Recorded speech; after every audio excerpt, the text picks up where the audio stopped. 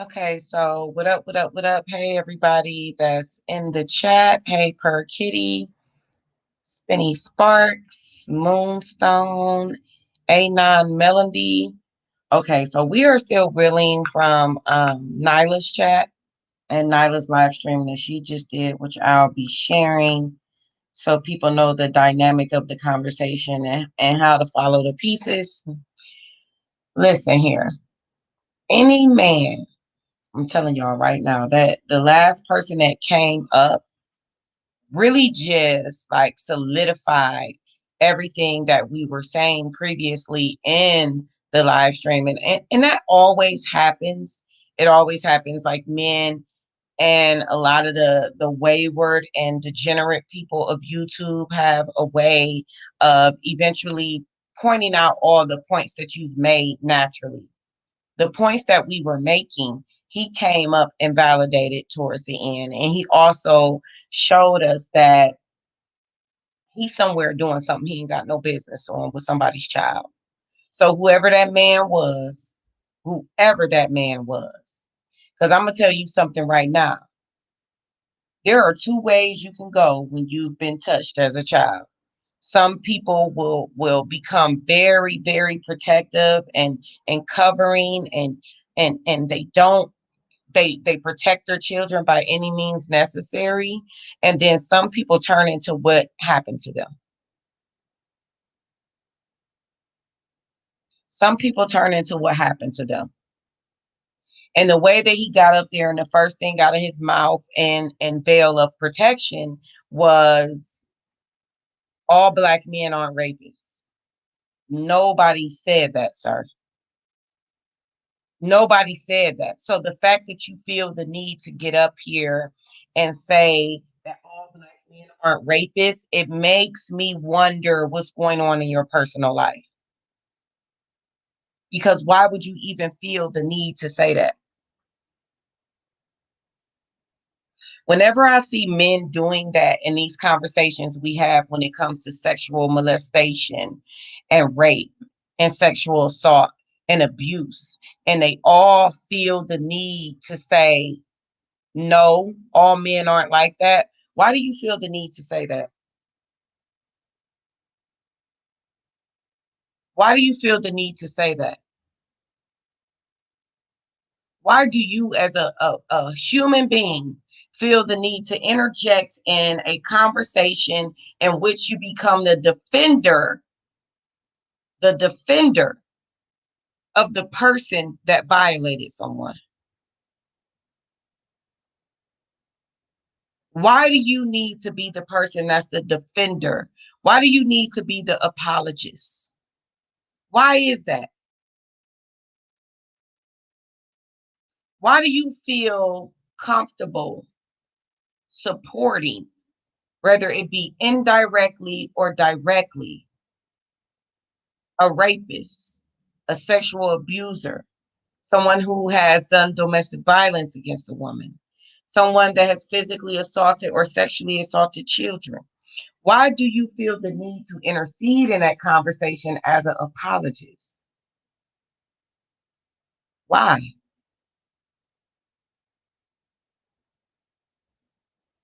It will make one wonder, right? Because why would you feel the need to protect someone who raped a 14-year-old girl?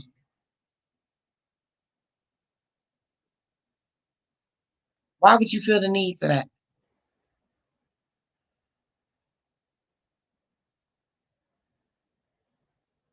Christina, no, I'm not from Cali, but I'm on the West Coast at least twice a month. At least. A lot of people say that my voice sounds like I'm from Cali, from the Bay Area. But I'm not, but I'm up there at least twice a month. So I'm really acclimated with the culture. So yeah,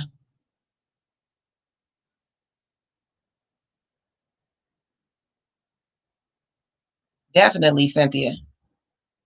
Definitely.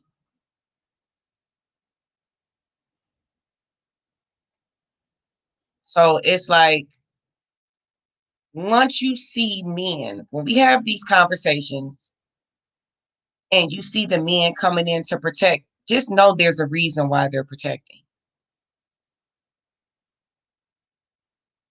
Congratulations, Practic. I'm so happy you got good news today. Congratulations.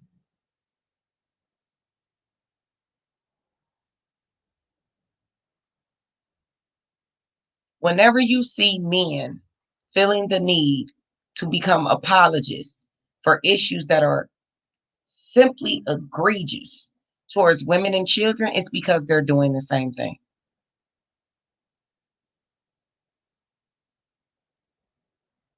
It's because they're doing it. It's really just that simple. It's that simple. There's no other way to describe it. There is no other way to pussyfoot around it. Any man that feels the need to come up in a conversation and defend the person who is supposed to be the attacker against the victim in a very egregious crime is because it's something they're doing themselves. Now, you can choose to be foolish and look at it any other type of way you choose to look at it as. But I am telling you, no reasonable person with logic and common sense would defend anybody that has aggressively attacked someone, whether it be physically or sexually. Nobody would defend that. Nobody would. Nobody. Nobody who even feels comfortable would defend anything like that. Nobody. Nobody would do it. Nobody with a brain would even attach themselves to that. Nobody would feel okay. Actually, when we hear about people being physically or sexually assaulted, we get offended, right? Because we're normal functioning human beings that just do not operate that way. So it offends us. It offends us. We don't understand. We don't make sense out of it because it's not something that we view to be normal. So when you see people making sense out of sexual assault, physical assault, battery, abuse, anything like that, it's because they're doing it. It's because they're doing it. That is why.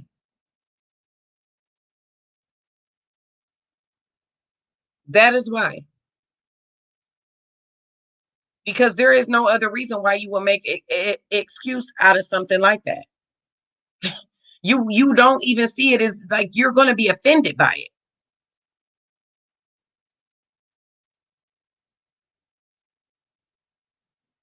Listen, when we get into these relationships, right? And one of the things that I hear women saying a lot, and I think it's because women have been taught to be dumbed down in their approach to certain conversations.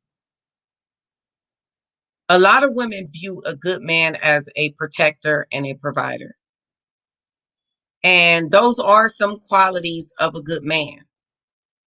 But one of the things that I've noticed in this space, this is one of the things I've noticed in this space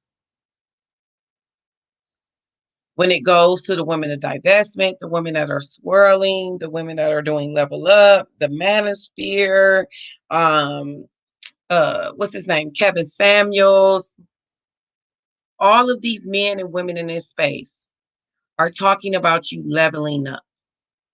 They're talking about monetary gain. They're talking about getting with somebody that is of high value. But when we get into what really is high value, that conversation piece is being left out. The true meaning of relationships is being left out. I don't see anybody talking about being in love with someone.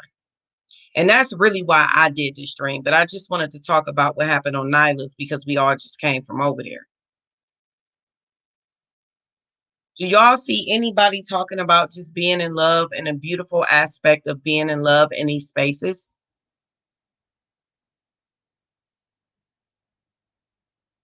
Seriously.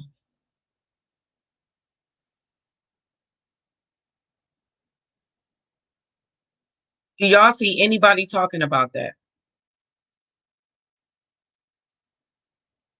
Because the fact of the matter is this: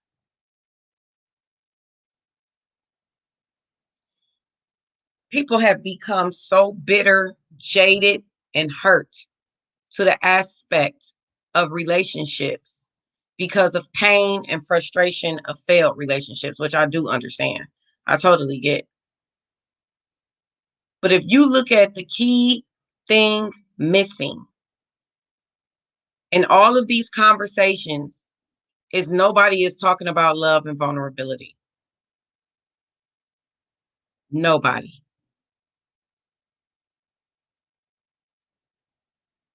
Nobody is talking about love and vulnerability.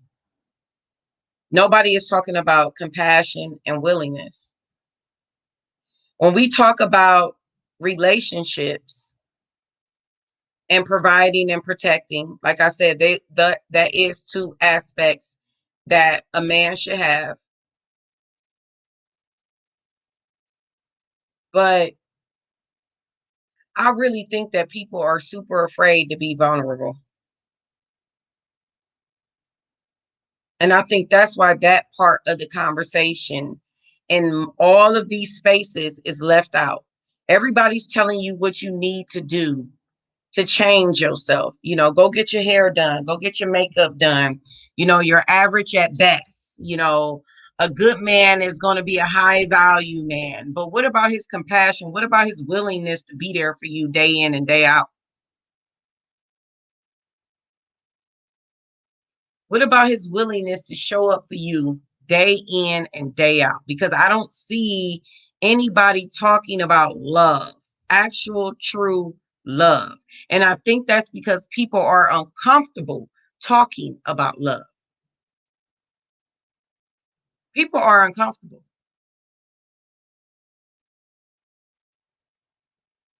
I can take care of myself. Now, is it a nice gesture for a man to do it? Yes. Yes. And more than likely, if a man enters into your life in a significant manner, he's going to do that unless you allow men to come into your life that don't. I don't. I've actually never been in a relationship where a man did not take care of me financially. I've never been in a relationship where a man was just with me and not doing anything for me and not paying my bills. I've never been in a situation like that. Now, I've been in a situation where I've been cheated on, hurt, heartbroken, but the financial part and the protection part to me was actually two of the easiest things to obtain.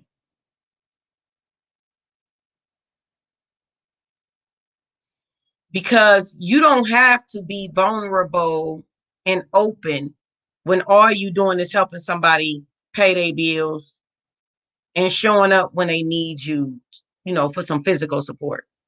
But when is that, like, the protection part is almost kind of moot a little bit, because it's like, what type of situations are you putting your man or your husband into where he got to protect you all the time? That's having to protect you with some sporadic shit. It's some shit that's going to happen sporadic. If your man is having to protect you every single day, you might be the problem. You might be the problem, boo. Because if your man is having to pull out the heavy artillery every day to fight, to protect your name, you might be the problem. Because I don't really think a man is out here just fist fighting all day long over his woman unless his woman is just in some mess and bringing him in some mess.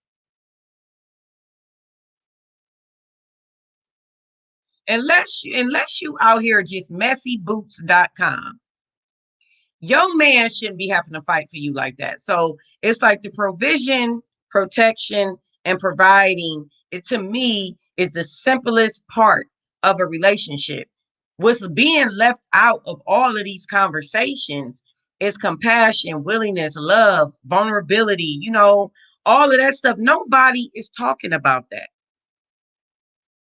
Everybody is talking about how you should show up. Get your hair done, get your nails done, and doing all of this. And it's just like, what about the stuff that happens in everyday relationships, though? And then the women are backing it up saying, you know, I cook and clean because, listen, those are the most minuscule ideas of a relationship. The reason why they're minuscule to me is because I feel like you will be protecting yourself and providing for yourself and feeding yourself and cleaning for yourself, whether a man was there or not. And I feel like a well-rounded man will be doing that as well on his own.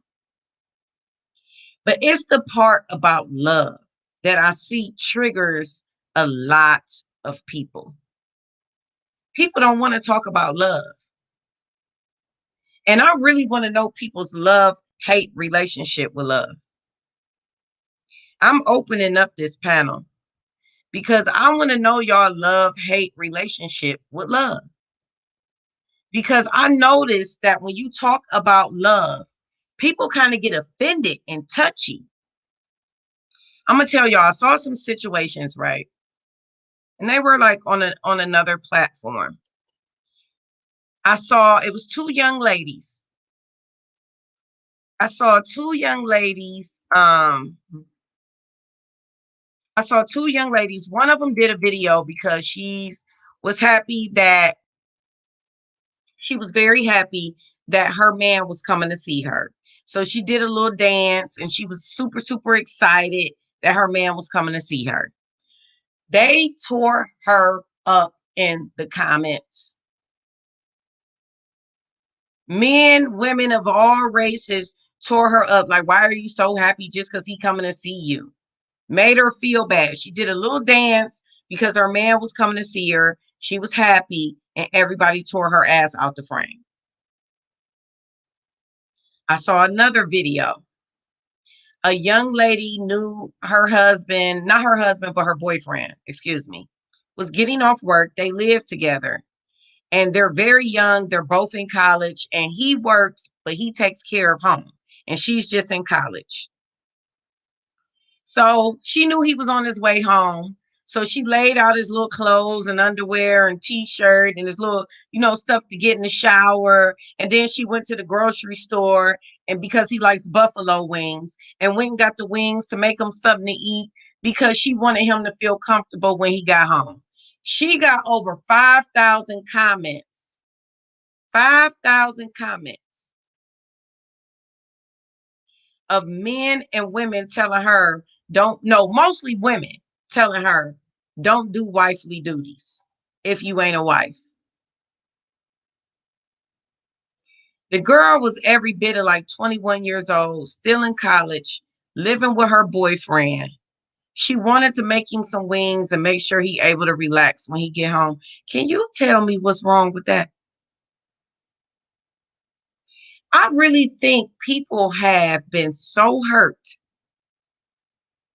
that they have completely turned against the idea of vulnerability, love, and everything. I think people don't even realize that that is the place that they are operating from. See, it's a difference between being aware of who men are, because I'm very aware of who men are, but I'm not closed off from love. Love is a beautiful thing.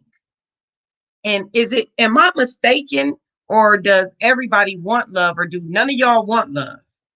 Because I understand when a conversation comes up about love, y'all will sit on these panels all day long talking about what's wrong with people and why you need to stay away from this race and why you need to stay away from that person and why you need to stay away from this, that, and the other. But nobody will ever bring up whether they want love or they don't want love.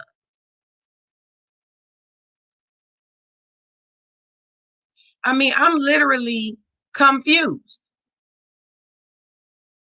I think that when it comes to love, it's a slippery slope because you don't want to be hurt. But is it you acting because you don't want to be hurt? Or is it you acting off of, because I tend to think that everybody wants it. But I think some people have been burned so many times that they have a wall up now.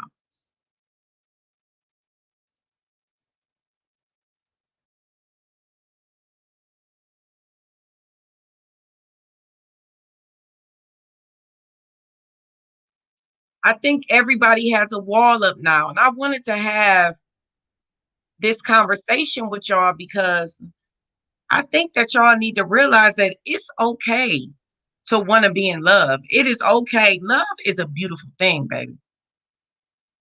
Having somebody in your life there to hold you and be there for you during trying times, and you there for them, and you they rock and they yo rock.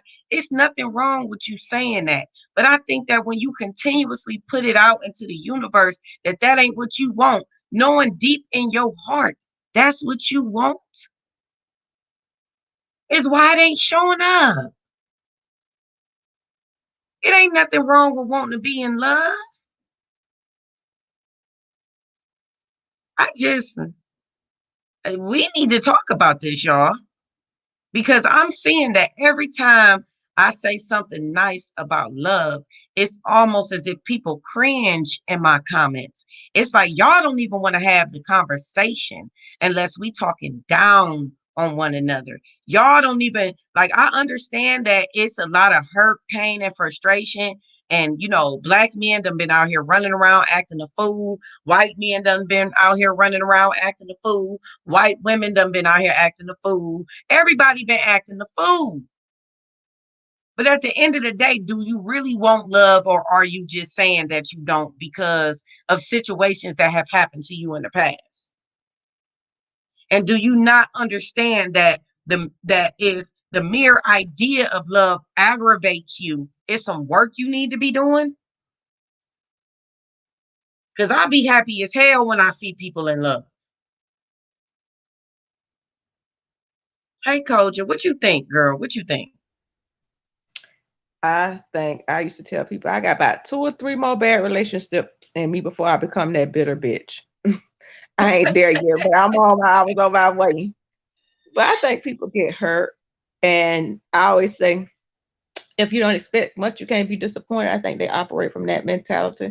And a lot of people want certain things, but they're afraid they ain't gonna get it. And when they see other people with it, they want to scare them. Girl, you better stop. You better not do this here. If you do this here, he gonna act like that. If that girl younger than love, let her be younger than love. She'll Mm-hmm. she'll have a couple of relationships that hopefully not turn her into that bitch. You don't need to help her. If he gonna be a fuck up, she'll learn. But But that's see, what this we is where I this is where I okay, so Koja, remember when we was young? I don't know how old you is, but I'm in my 40s. Yep, yep. Y'all, when I was young, older women would warn me away from love. They would Mm-hmm. tell me to stay away from it. You're going to get your feelings hurt. He's going to hurt you, right? And I don't like doing that to young women. I do not like telling young women to stay away from love. I don't like doing that. I don't. I feel like that means your bitterness has set in, and you sitting up here. Like, I believe you can have a balanced conversation with her about love, but to just tell her not to love somebody, like, what are you saying? Yeah. Like, what are you saying? Like, why are you telling her not to love somebody? I think that's that older woman that just either is she one or two things. When it's coming from me and I'm talking to you about love, it's because I want you to be okay with it. But to also know at the same time, it's some risk that's gonna come with you being in love. It's some risk. Like, this person may not end up being who you think this person is. So that's where I'm coming from. But don't ever get to a place to where you just remove yourself completely from the idea of love, when that's one of the most beautiful feelings and emotions you're gonna ever have in your life. No, And all of us want it. But just know you take risks when you do it. That's it. I think a lot of older people um operated out of survival instinct. So maybe they didn't choose love. Maybe they chose that survival relationship, the relationship they was told was safe or would make them be provided for, taken care of, or whatever. I saw a lot of that. I saw a lot of let me hurt you before you hurt me. And we all got that relative, that big cousin that we look up to. And she was like, girl, you gonna die alone. You come on, let me fix you up with somebody and this and that. But her version of love and my version of love was different. And I was like, if I got that, and it works for her. Her version works for her. But I couldn't do her version because I wouldn't be happy. I just rather be by myself in my garden with my flowers if I had to have their version of it. And a lot of people operate. Don't put yourself all in. You know, reserve your love for yourself, and because you're gonna be disappointed. Cause I like true. These niggas ain't shit. The majority of them ain't. And so I can see where you remove yourself from the game for a while to recoup. But it definitely come from a generation. Most of the people don't believe in love. Most of the old people I don't talk about love and relationships. It's like we get together, we make good partners or whatever, but I don't even really think I see from the outside looking in too many really relationships that look like love. I see relationships where people make good business partners.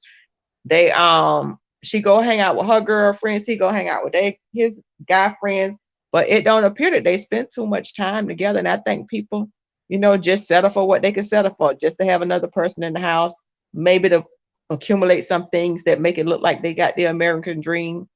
And I think they just discourage love. If I don't really like you and I'm just with you because we got stuff together, or I got to the point where I don't harden my heart, you don't hurt me so much that I keep myself from loving you because I'm protecting myself from disappointment and different things.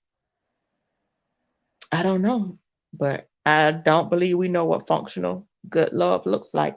And I don't even think we think it exists, to be honest. See such few examples of it.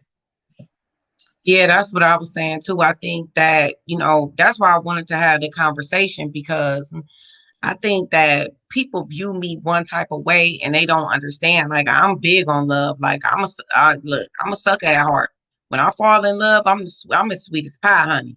So You from New York? no. Well, you from the city, so you sound like I get with you and I'll box you out. So I guess they say you gonna be Yeah, somebody else. I'm a lover, not a fighter, man. I got on my tattoos, y'all, on my arm, on my right arm is a sleeve full of hearts, because I wear my heart on my sleeve. I literally, like, I be in my feelings more than likely all the time. So it's like I'm telling y'all, like, I be in my feelings. Like, I'm a sucker for love. Like, but I don't fall in love with everybody. You know what I'm saying? So it's like when I do meet a man that's impressive to me, hell, I be shooting my shot. Like, it ain't no games being played. Like, I'm on top of it. You know what I'm saying? So it's like, and I like love. I love love, but I also realize at the same time that all love is not going to work out. I'm a little older, so I realize it. So I'm not looking at every man like I need to hate him for the rest of my life because some relationship that we attempted to do with each other didn't work out. But Nicole is on the panel. Nicole, did you want to add You to the can hate them for a conversation? few months. You can hate them for a few months. You can hate them for a Yeah, few oh no, months. I do get that few months in, coach. But Nicole, what did you want to add? Yes, ma'am. Can you guys hear me? Yeah, we hear you. Perfect. So, um, it's actually really funny that you guys have this conversation. Me and my mom talk about relationships all the time. She put me on game very early, but one of the things I think a lot of people are missing too, and I am young, so feel free to educate me, but I think a lot of things women are we don't trust ourselves in knowing that we have the capacity to choose a good partner. I think that when you talk about women are scared and closed off and they don't really want to love, or they're afraid and all the other stuff, I don't blame them.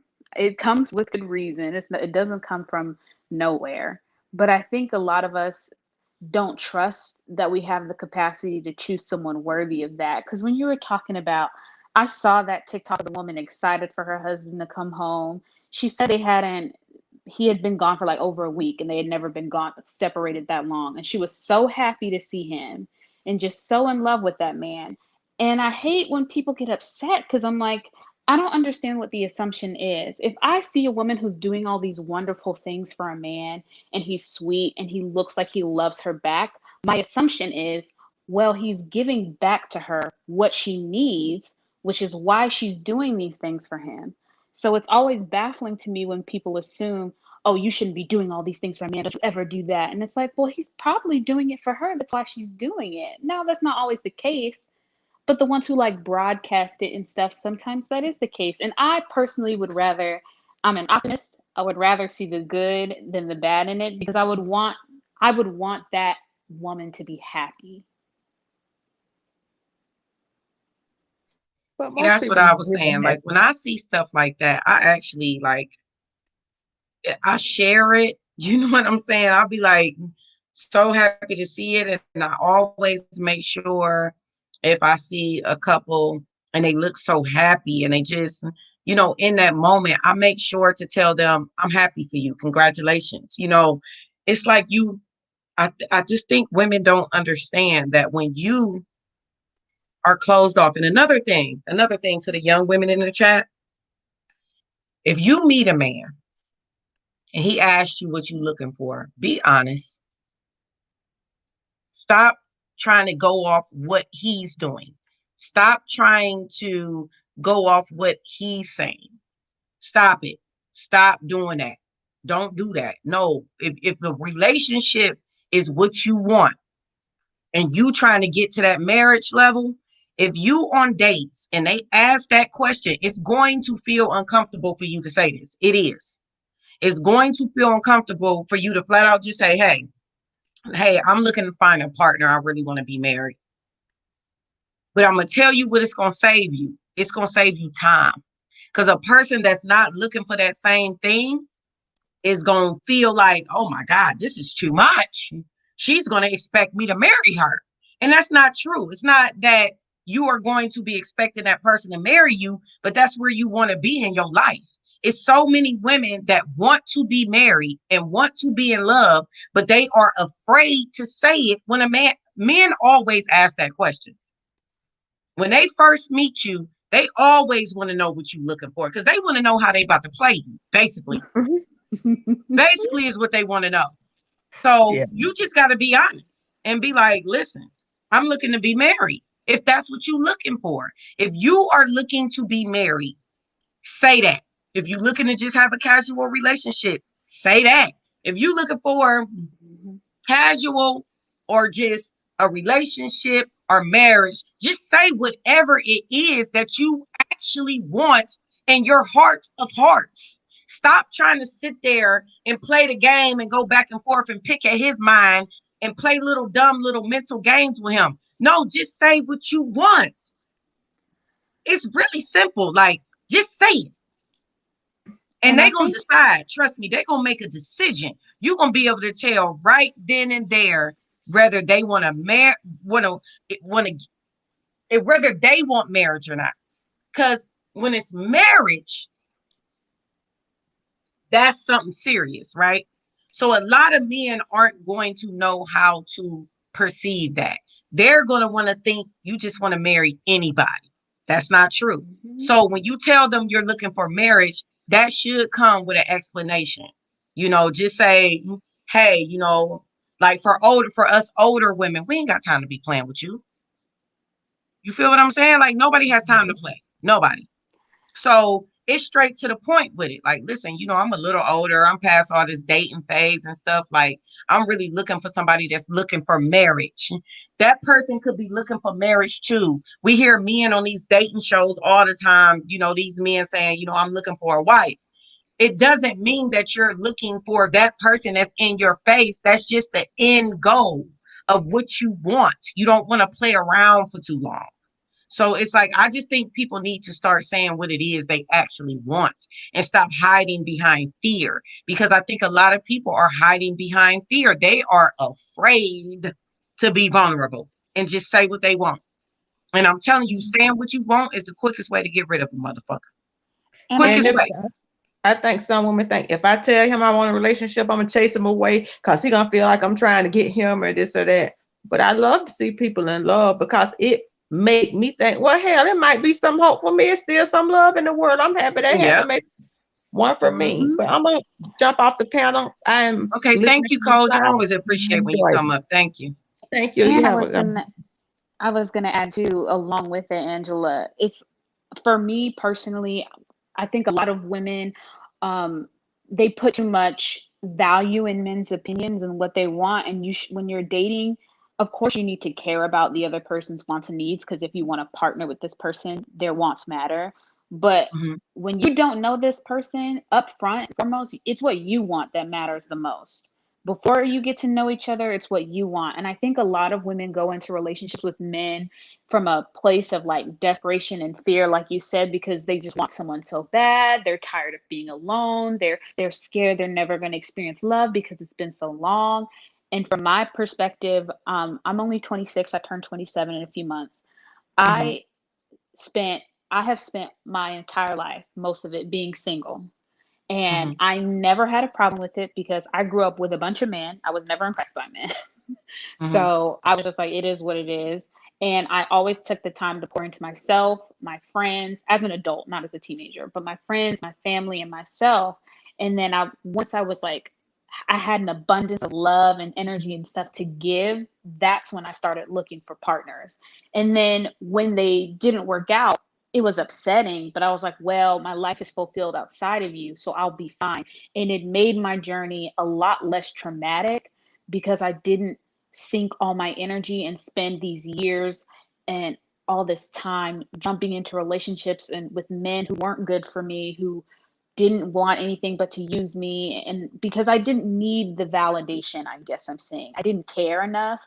And I was willing to be single and wait for somebody who was worth it than to traumatize myself trying to find it. And I guess it is a double edged sword because you do have to get out there and try. And of course, I'm not perfect. I have been screwed over by men. I'm a woman. But that was just my perspective. And last thing, and I'm going to hop off. It was very funny. Recently, my mom actually told me because I've been dating this guy who's a wonderful man. And we have those tough conversations because I'm bold and I'll ask, I don't care. And my mom actually told me, she was like, you know what? I don't like that you're single because I know how wonderful and amazing you are. I know you would be a good partner and I know you'd be a good wife. And it hurts me to see that there's not a man out there who's going to love my baby. And that broke my heart because to me, I was like, well, what's the big deal? I'm single, having fun. He'll come when he comes, whatever. From my mom's perspective, she's like, you're this wonderful human being. I can't understand how there's no one out there who wants to love you. Like, I don't want you to be alone and unloved. And that broke my heart, but I think she'll be all right. I'm going to marry this man. But thank you, Angela. I'm going to get off. Bye, ladies. Thank you, Nicole. Julia Small, did you want to add to the conversation? Yes, can you hear me? Yeah, I can hear you. First, I'm hella nervous. I've listened to you for a little bit, so I just want to thank you for what you and Sin and Nyla and Irene and what y'all do for all of us Black women. But then I just wanted to say one thing that I was told was follow your heart, but take your head with you. And I'm coming out of like a 20-year marriage, and I don't have any negative feelings about love. I think love is a beautiful thing, but I think you also have to know you and what you want out of that situation. Like, not everything is going to end in marriage for everybody. Some people just want a long term partner. You know, some people want to be married. I think you need to know yourself and what you want out of the relationship you're looking for, or you'll just accept what he's willing to give you. And I that's all I agree. had to say. I agree, Julia. I think that I want to expound upon Black women saying what they want because I think Black women are uncomfortable with that. And I think a lot of younger women, the first time I did it, y'all, this is where I learned saying what you want was important. As many of you know, I have children. I have 3 children. My daughter is grown. She's gone and out the house. And then I have two sons, a 12-year-old and a 3-year-old. When I met my 12-year-old's father, he was working a part-time job. He's an educator during the day, and he was working a part-time job at night. And I just so happened to be working that part-time job as well, right along with him. And our first date, very first date, he asked me what I wanted. And during that time, I think I had been single for a little bit. I was dating and I wasn't impressed. I was just like, it ain't nothing out here or whatever. Whoop-de-whoop-de-whoop. So what ended up happening was he asked me. And up until meeting him, I had never told a man the truth about what I wanted. I would always turn the conversation back around and say, well, what you want? I would always do that because I was always in my head with it. I'm like, I don't know what he about to try and do. I don't know what he about to try and say. So let me see what he want first. And then I answer the question. And in that moment, I gained the power. I said, it really don't even matter what he wants. It matters what I want. So, hey, I'm going to tell you what I want. And at that time, I wanted a relationship because I had been dating for a little while and I was tired. These dudes be creeps. They be weird. The Tyrone spectrum is real out here in these streets. So just imagine sitting across from that at dinner. Like, it's just annoying. So I was like, I want a relationship. And I remember the face he made. He just kind of looked at me like he was impressed that I even said it. He was like, so you want a relationship? I was like, yeah, that's what I want. I want to be in a relationship, a serious, committed relationship. And I was in my early 20s at the time. And he looked at me and he was just like, okay. And I was like, okay. And we went on a couple of more dates. And then, we made it serious. We dated for maybe like a year before he got a home for us. But we was exclusive right away because I said what I wanted. Is the point I'm trying to make. Even though we didn't move in with each other for a year, he was paying my bills. We were together every day. We spent time together all the time. He did not cheat on me. This is literally one of the relationships I can say where this man did not cheat for 7.5 years. And so, And that's like, yeah, he just wasn't a cheater, and I told him right away. And to this day, he says, I am the only woman he has ever met that just flat out told him, listen, I want you to be my man. This is what's going to happen, or else I'm moving along. And he was like, you was the first woman to ever just flat out tell me that. He was like, I respected it. I respected a woman that knew what she wanted, knew where she wanted to be, knew where she wanted to go. And that's just what it was. And he was the first person I tried that method on, because prior to him, I had not ever done that.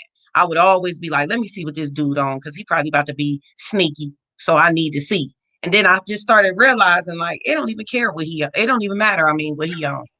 It's about what I want to do. And I'm telling you what I want to do. I ain't trying to be playing with you where I have to kick your ass.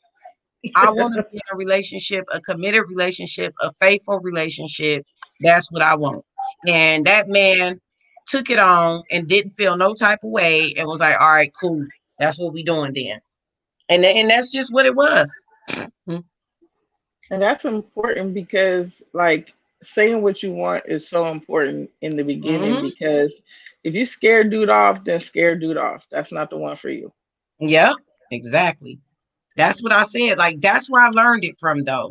If that relationship wouldn't have lasted like 7 years, I probably wouldn't have been able to give y'all this message. But that relationship lasted 7.5 years, and he is the best father to my son. He is an educated, smart Black man, very resourceful. Like even when he picks up my son, he'll pick up my youngest son too and take my youngest son too. And that's not even his son.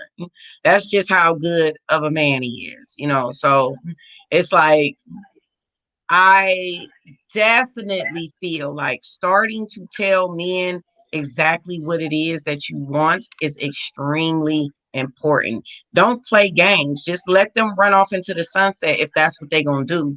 But that's not your problem. Like, it's going to feel better to you if it happens on the first date as opposed to you sleeping with this man and then getting close and all of that mess. And then he run off. Like, tell him before y'all even get to that place. This is what I'm looking for. This is what I want. This is what's in my heart. You know? Yeah, like the damage control that happens when you don't put that up front, when you have to now go back and try and establish what you want in a relationship is it's not a good place to be in. Yeah, because then it gets murky, Julia.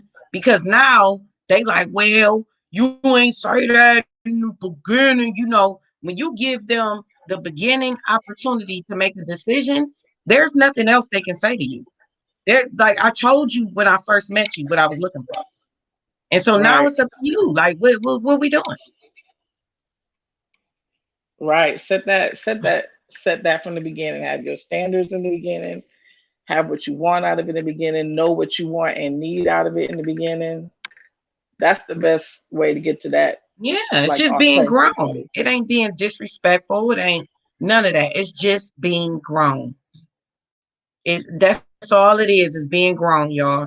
Like ain't nobody trying to be playing games like that. And if you ain't the type of woman that can have no type of casual relationship with a man where y'all just having sex and maybe, you know, going out to grab a bite to eat here and there, don't do it. If you can't handle situations like that, don't do it. It's some women out here that can.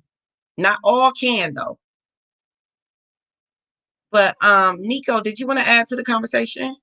I sure did. You're like my best friend in my head, woman sphere. Oh, And thank I you. I also have three children. I actually wanted to say I never really thought about being married too much. I watched my grandma be a punching bag, my mom be a punching bag, my sister. Mhm. All the women in my family are from the South. They're all married, you know. And I try to avoid that because I have four brothers and a dad. So I watched the way men move. And I took a lot of my cues from their behavior. So I genuinely tried to avoid relationship, but I still ended up with three kids. Then I started to Me see the too. pattern in needing love.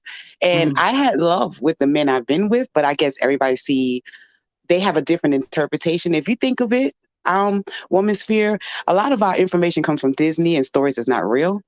And then Yeah. it scares us at some point. That's my personal opinion. And then, like, if you see the men, especially the men in our community, a lot of Mhm. women ain't really looking for love. We're looking for someone who we can do business with, or at least have enough respect for us to hold us down, like you were saying earlier. And you know, even with that, it's scary because everybody's an opportunist. Mhm. It's just relationships. It's nothing wrong. Like when I tell y'all I love love, like I love love. I love being in love. I love relationships. And I thought it was important for me to share this side of myself because I know it's so many women that follow my channel and I need for women to be balanced. We got to be balanced, y'all. Like we got to be aware of who men are at the same time, but we can't completely cut ourselves off to the point to where we just, you know, we walking up on every man like, no, you know, this ain't what I want. Like, what do you really want? Go from your heart. What do you truly want? Because you got to understand that you limit yourself when you don't address that aspect of your life. Just address it.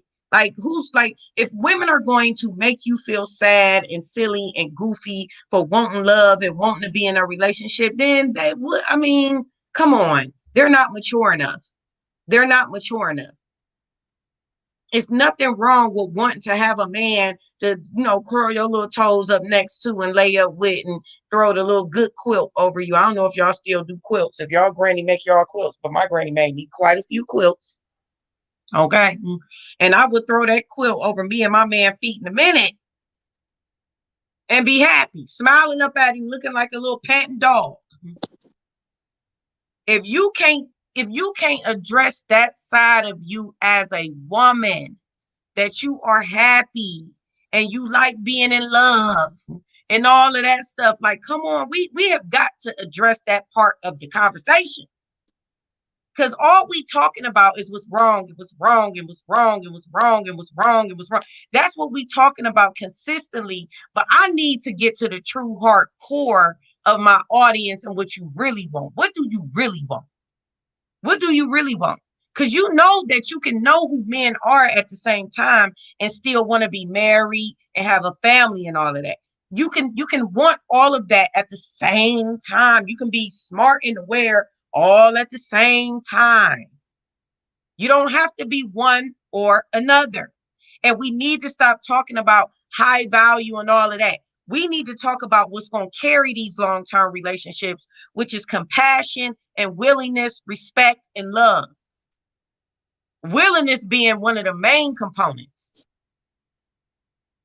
Willingness is one of the main components, y'all, because I'm telling you, it's going to be some moments where you don't necessarily want to be there for that person, but you're committed to the relationship. So you show up. You show up. Your relationship is not going to be all love and fairies. It's the love is what's going to get you there. Then the commitment is going to be something you decide upon every single day. Every time a challenge is presented in that relationship is when you're going to be like, okay, what am I going to do with this? But I don't want y'all feeling like love is just not available to you. It's like, what? No, y'all, like, I don't want y'all feeling like love is not available. Love is out there, but you got to be woman enough to say you want it. You got to be woman enough to just say you want it. Don't be scared. Don't think it make you look weak or vulnerable or none of that. If that's what you want, that's what you want. Period.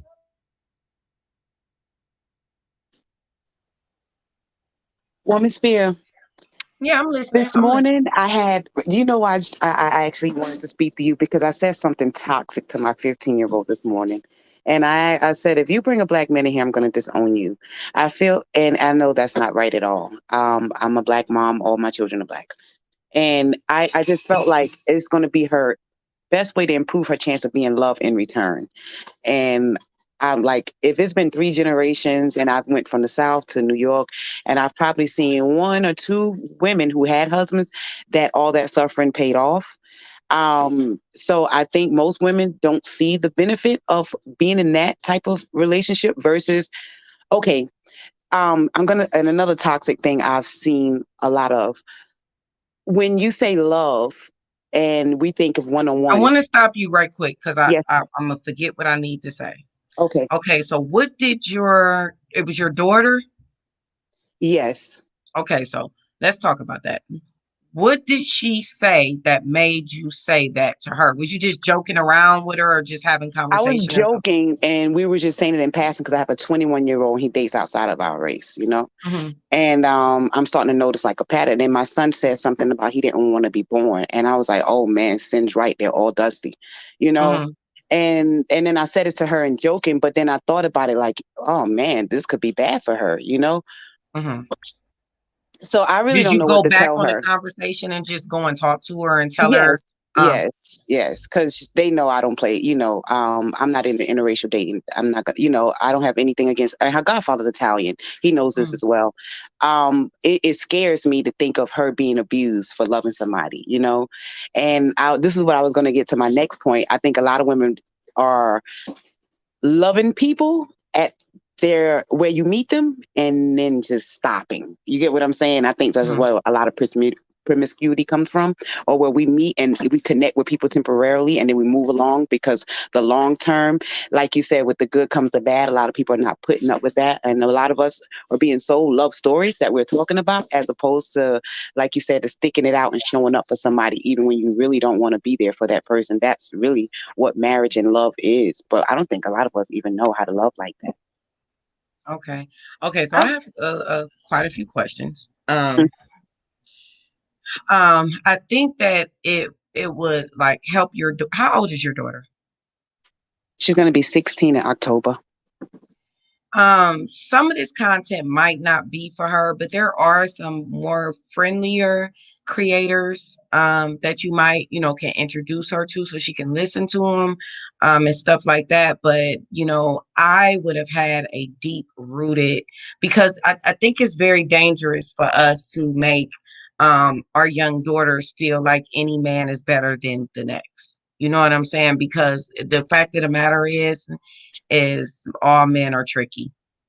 They are all tricky, and I've dated outside of my race since I was a teenager, since I started dating and was able to date and permitted to date. I've dated outside of my race. I've dated off and on black men, white men, Mexicans. I just always dated who I wanted to date. If I thought you was fine, and I was just the end of the conversation. So it was just that. So I've dated who I wanted to date throughout my life, but my parents have never really told me who I could and could not date, or they never really gave me no feelings behind it. Um, but when it comes to your son saying he didn't want to be born, why do you think that is? Um, for the moment we were in, he didn't do two things he was supposed to do, and I confronted him on it. And it was bills that were supposed to be paid. He has 3 jobs, and it was only 2 responsibilities that he had. I was getting in his ass basically, and that was one of the childish responses. I didn't understand where that came from neither. And I think if I could interpret what he meant, he's just upset that I'm a single mom. He hangs out with a bunch of non-white people that have 2-parent homes, or Hispanics, whatever you want to call them. And then he's thinking that his life is a struggle compared to these people, and it's mostly because he has a black mom. That's genuinely what I think. When we first moved here from Brooklyn to the Bronx, one city, it's weird because these people used to reject him. I used to pay this lady; they would make him sit outside. He went through a lot of things. He's a dark black man. He's 21, a boy, and I don't know. I'm not even sure. I'm from the South. Is this a new behavior for me? My 3 children are from New York. So I'm trying to work. I'm trying to grow with them in this environment, but I'm not really familiar with why people do what they do. Okay. I wanted to ask you one more question, because I don't want to really badger you about your kids, but it's No, that's what 'cause I'm here for. it feels uncomfortable actually, because I hate when people ask me questions about my kids. But I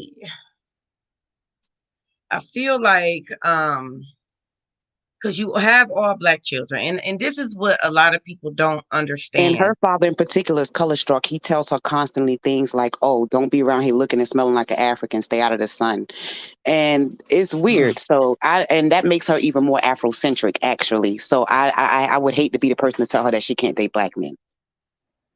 right, right. I think that a lot of people assume women who are aware of who men are hate men. And so it means that our sons are going to naturally hate themselves because we are aware of who men are. But there's a different relationship that you have with a man that you're in some type of intimacy with, as opposed to your actual son. So there's a different type of relationship that needs to be nurtured and assisted to. Now, I will be very concerned about my son saying that, and that would be some long-winded conversations we will be having. I mean, just sister to sister, black woman to black woman. I will be very concerned with him idolizing other families, and they aren't his ethnic or cultural background, because that means he's probably more susceptible to end up with a non-black woman. And if you say that that's not what you want, which I think most black women don't want their black sons to end up with a non-black woman, or really a white woman, because we know what can happen to them in those situations, and who wants to worry about their sons? Nobody does. So it's like, I think a conversation needs to be had there with him. You need to get to the root of why why he's saying stuff like that, because you don't need to be looking at these Mexicans over here that's slicing and dicing each other all the time, and these Mexicans and Hispanics that's giving one to the throat and punching each other and decking each other, and yeah, because we know how those go too. So you don't need to be idolizing those family structures. If you got a good mom and a good family home base, just take it for what it is and be thankful that you ain't nobody that's in no foster home somewhere or being adopted out or somewhere. You know what I'm saying? Like, you gotta like, sometimes you gotta get gritty with your kids. If they old enough for the conversation, like 12 and up, you got to start preparing them for the world, because 12 and up is where they start getting ready for the world. This is why I let my 12-year-old, he spends a lot of time with his father, a whole lot of time. You know what I'm saying? Because it's like, he's 12. Like, you got to get that mind together. Like, I'm on his emotions. Like, you don't look outside of your family nowhere for nothing. Nobody. No, we good over here. You don't look nowhere and idolize it and be thinking, oh, well, that family is so much better than my family. No, Right. we Can gonna I talk tell you about one that, more bro. thing, Woman Sphere? Yeah, go ahead. Of course. So, like, he's a great kid. He was I work hard with him. His dad he went to prison when I was pregnant. He came home when my son was 11. This Mhm. kid is like, he was a high school basketball he was the lead on the basketball team. He used to play on Bronx 12 against like the police department, and he works with the police department now. It's like he's living a life that he's elevating from his struggle mommy's life, and he's getting cocky sometimes. That's what I'm starting to notice, because this started Oh, happening like okay. a few years now. Hmm. Well, I would keep an eye on that. I would keep is his dad around now? His dad, we've been looking for this nigga. He in the street somewhere on dust, and we've been trying to find him for like the last year to put him in a rehab. He's been on Mhm. drugs since he got out at 11, when he was 11. He's never really been active, but me and the father's mom, she's my baby daddy, Mhm. and she's a social worker, so we make it do what it do. We're both strong Black women. I think sometimes that gets to like, it gets to be too much for him. He says we're Okay, mean. okay, okay. He Yeah, he says we're probably really is mean. looking We're for a aggressive. balance. Yeah, I get it. He's looking for a balance, and a balance is important for young boys. It really Hmm. is. It really is. So that saddens me to Most of hear. the guys he's with tell him to stay outside his race, or most of the girls are attracted. My son is an extremely attractive young man, and he lets that go to his head, and I think he lets that make him think he's exalted above other Black boys. Well, what about mentorship programs? Because I think a lot of Black We did the women big that are brother, big single moms, sister. Yeah. it's a lot of mentorship programs out here too, that you can get your son involved in, and you will be amazed at how that will dictate his way of thinking and his leadership skills and where he ends up at. You know what I'm saying? And how he start making decisions, because men can I remember when I was younger, and people would talk about, that all the time. And it's like, I realized when I got older, the importance that my dad had over my brothers. I didn't really see it when I was young, but when I got older, I saw it. I saw why men say that so much, about, dads being in the home, especially with boys, because it is important for these little boys to have a dad. It really, really is. Like, the stuff my sons tried with me, they would not dare. I'm telling you, my oldest son, I tell him all the time, I'll be like, no, would you do this with your dad? He'll look me dead in the face and say no. Because he tries to go in my refrigerator at night getting snacks and shit. And I called his dad one day. I said, this fool be getting snacks out the refrigerator at night. And he was like, I wish that nigga would go in my refrigerator late at night. He know doggone well. And once he told me he wasn't going in his refrigerator at night getting juice and pop and, all the little beverages and shit. I asked my son, I said, would you do this at your dad's house? He said, no. He shook his head like he was scared. I'm like, ain't that about a bitch? But you would take my snacks at night, though. I'm The telling you, two these times that his bothers dad me. was present was to put the foot down. Once, some girl that he was dating, a girl of no color, the father threatened him to kill him. He had to go get his dad out the projects in Queens.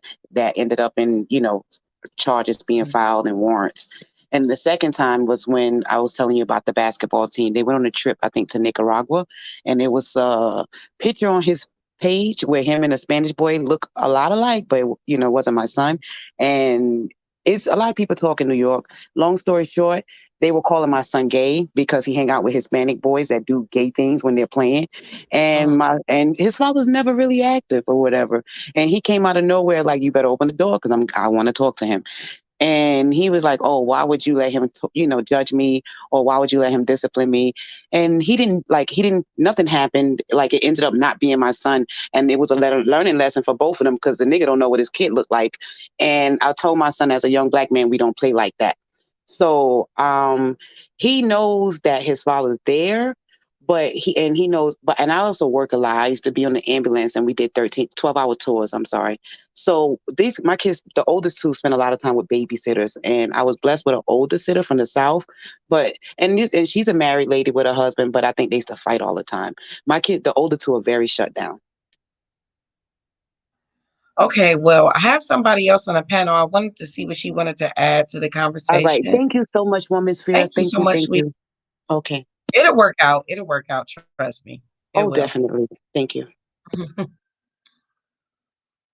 Did you want to add, Precious? Yes. Hey, Woman Sphere. How are you doing? Hey, how you doing? I'm pretty good. I wanted to. I definitely agree. This conversation needs to be had, and I think that one people expect or try to make life a lot more simple than what reality really presents it as.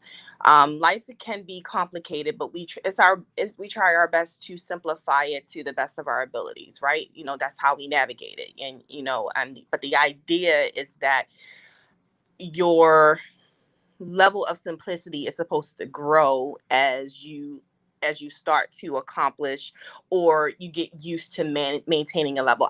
Let's equate it to um you know it's a really big deal when you're 18 and you get your first place, and you paying your rent and your bills on your own.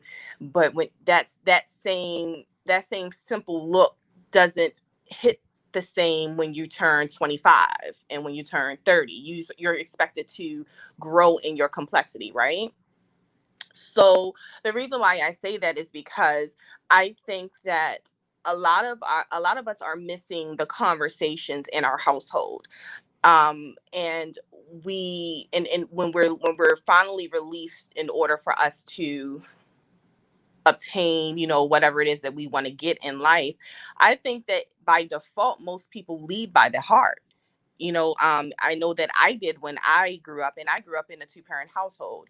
um and I say that to say I grew up in a two-parent household, and my parents didn't teach me necessarily what to look for in a mate or in a relationship. There were, of course, certain basic things, but I always hated the question: if you had to pick the top three qualities in a mate, what would they be? And it's just like, well, and I understood why they would ask it, but I did not like the question because it limited me to just saying, okay, if I get these three qualities, then I'll be good. But I was never happy when I sought my relationships in that manner. Um, and I think missing from that conversation is, us having the conversation with our parents. And I think that's where the newer generations are coming in, to actually having the conversations with our kids to help them make sense of the world.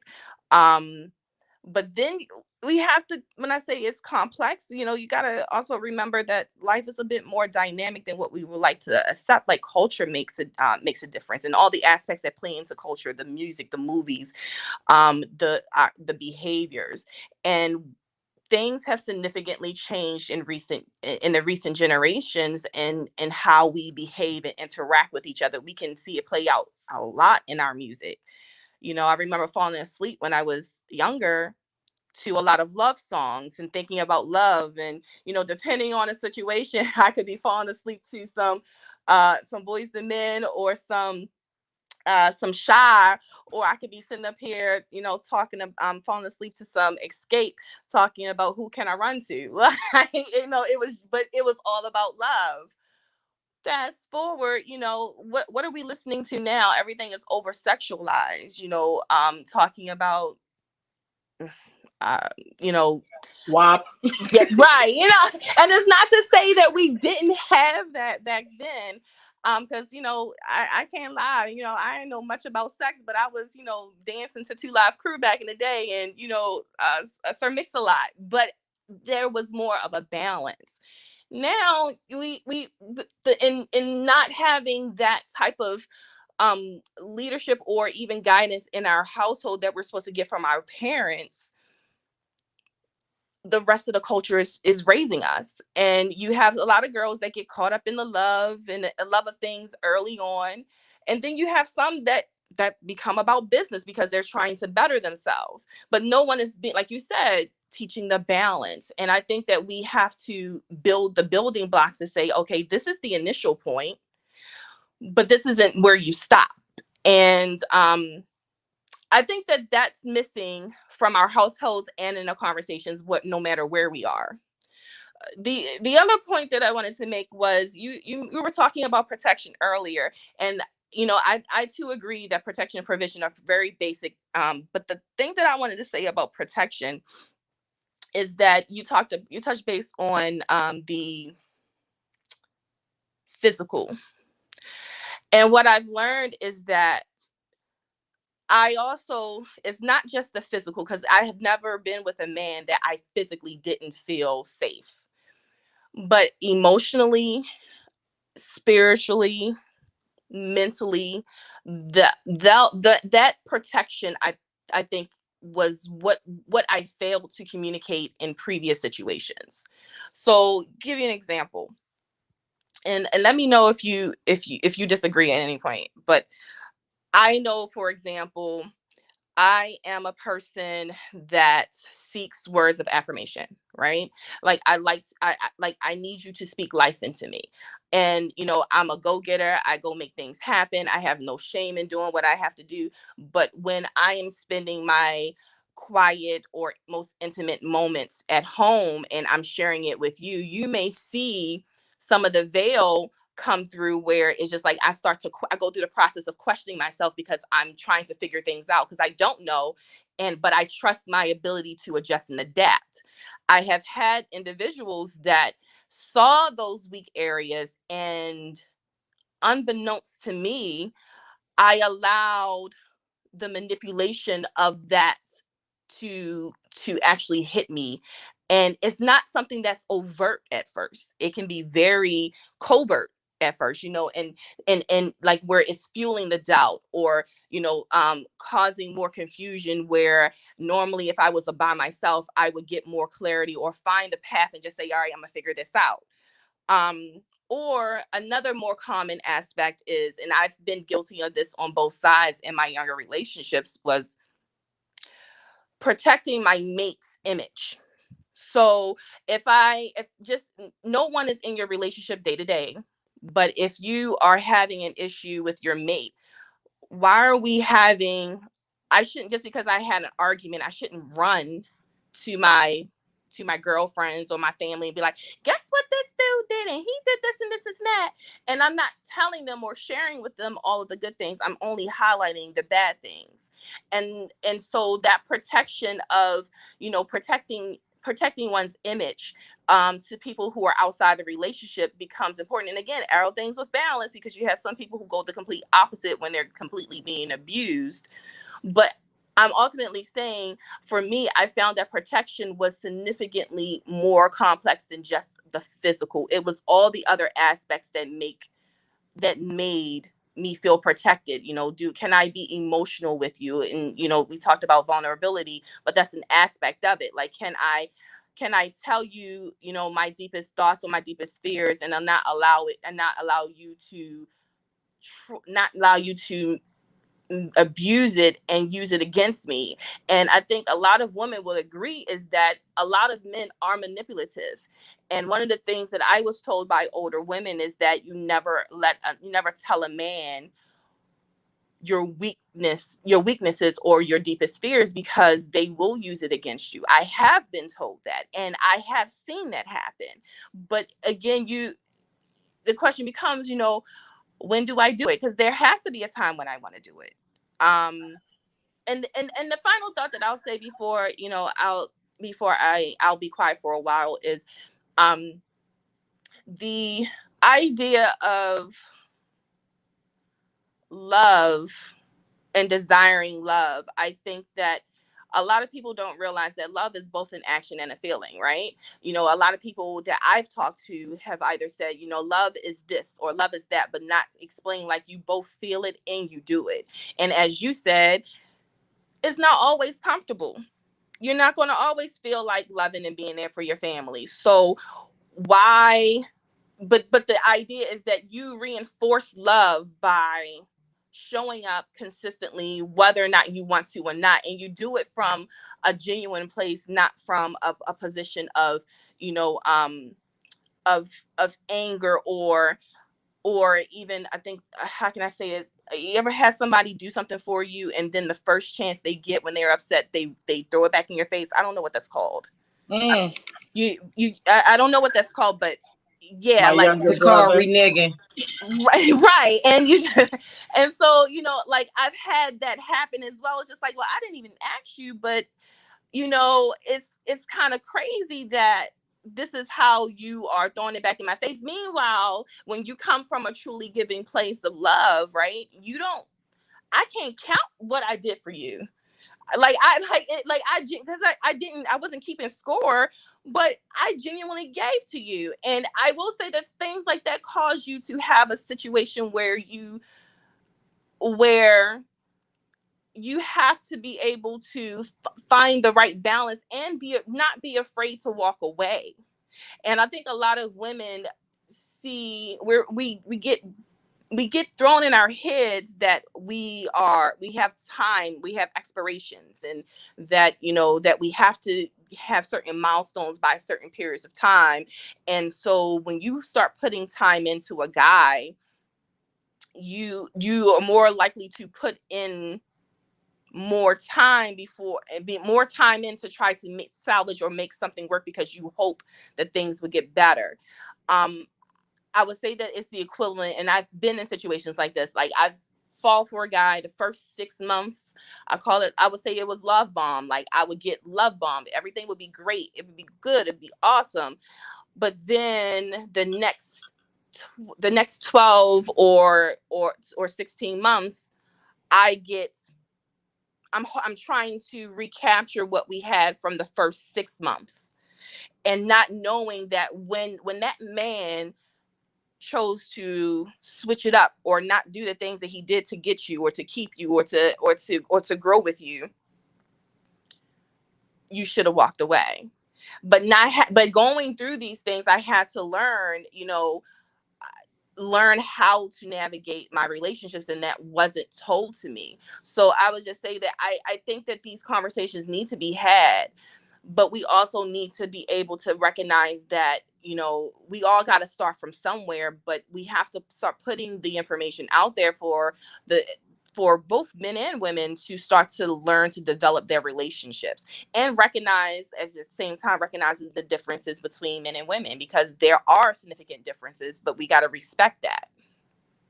Can I ask a question? Going back to your comment about vulnerability, because like for me, I've come from the school of like, if you open up yourself a lot to people and they take that and they hurt you with it, I don't open up anymore. So everybody, there's no one who knows everything about me. And do you think that that hurts, the ability to have like a truly deep and loving relationship? Oh, hands down, it can. I think, but here's the thing that I've learned, and I know some people may disagree with me. I have learned that it is it is unreasonable for you to expect that you will never get hurt. In fact, every person in every relationship, doesn't matter what type of relationship you're going to be in, you're going to be hurt. That is, you're in it long enough. to me, it's just a matter of time. What I have learned is more important is once I am hurt and I communicate to you that I've been hurt, how you behave after that fact says more about where we should go and whether or not this relationship should continue, more than the initial pain. And I'm not talking about necessarily cheating or anything like that. It can be anything. It could be any of your non-negotiables or any of your boundaries that have been broken, you know. But once they're broken, and you reinforce it, do they violate it again? That to me is way more powerful than someone just hurting me. And I think that, but that came with wisdom, because that wasn't taught to me. That came with wisdom and experience, right? That wasn't taught to me. I got to the point where I would automatically throw people away. Like, oh, you did that? Oh, I ain't messing with you. Done. And you see it a lot of times. Like, we have a huge, before it became cancel culture, you had nobody F with anybody, right? I don't deal with you. I don't, like once you cross me, you're dead to me. But we don't give the chance to say, you know what? You did this and it really hurt me because it violated me in whatever way. Yeah, I think it's like finding that. I think it's like finding that balance between completely cutting somebody off, but also not letting them to continue to punch the bruise. Right, and that's the key, and that takes practice. Like I will say this. Like, say for example, any of my girlfriends, if they violate a situation, I'll have a conversation with them, and I inevitably will adjust the relationship just a bit to a comfortable state to say, okay, and in a sense, you have to earn that access you had to me before, because what you did was really did violate me. But now that I told you, I'm going to allow time to go by, and as time goes by and I see whether or not you are still moving in that manner or not, will determine whether or not I can open back up to you again. So that's what I mean by relationships are a lot more complex than what we try to make it out of. And it requires a certain amount of emotional intelligence, and most people lack it. And so with that, don't be afraid to cut people off. I would say adjust your approach now. Like, know your boundaries, and when someone violates it, you reestablish that boundary and adjust their access to you, and then re-engage. And if they violate it again, then that would be something that I would say, okay, you know what, you out here wilding, you ain't gonna be a third time.